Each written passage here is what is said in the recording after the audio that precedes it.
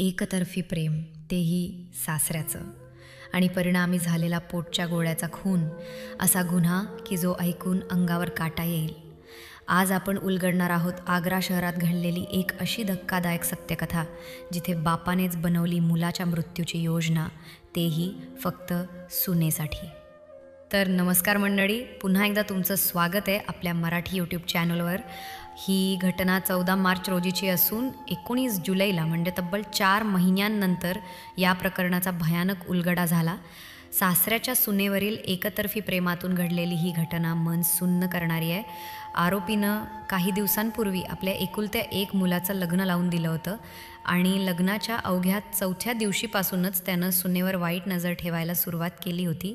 जसं जसे दिवस गेले तसतसा म्हाताऱ्या सासऱ्याचा सुनेवरचा प्रेमळ पण विकृत झुकाव वाढत गेला, इतकं की त्यानं तिच्यावर अनेकदा अश्लील प्रकारानं स्पर्श करून त्रास दिला. हे लक्षात येताच मुलगा आपल्या पत्नीला घेऊन दुसऱ्या शहरात स्थायिक झाला. पण होळीच्या निमित्तानं 4 महिन्यांपूर्वी तो गावी परत आला.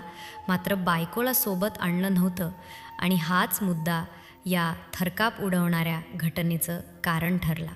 बापाच्या मनात सुनेबद्दल असलेलं विकृत प्रेम इतकं वाढलं होतं की त्यानं आपल्या मुलालाच संपवण्याचा निर्णय घेतला. संपूर्ण देशात या घटनेची चर्चा सुरू आहे, कारण पोलिसांनाही 4 महिने लागले खऱ्या गुन्हेगाराचा पर्दाफाश व्हायला. आग्रा येथील या घटनेत आरोपी सासऱ्यानं आपल्या 24 वर्षीय मुलाच्या छातीत धारदार लोखंडी रॉड घुसवून त्याचा निर्घृण खून केला आणि त्यानंतर पुरावे नष्ट करण्यासाठी अशा प्रकारे बनाव केला की पोलीसही गोंधळले.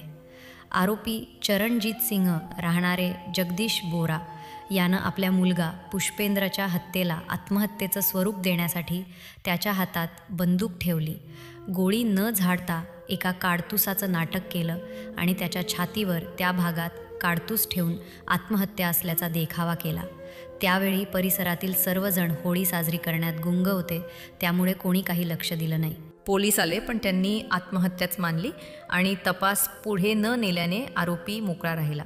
मात्र 4 महिन्यांनी जेव्हा पोस्टमॉर्टम रिपोर्टमध्ये पुष्पेंद्रच्या छातीत 2 सेंटीमीटरचा घाव असल्याचं स्पष्ट झालं आणि तो गोळी झाडल्यामुळे नाही हे समोर आलं, तेव्हा पोलिसांनी तपास अधिक गंभीरपणे सुरू केला.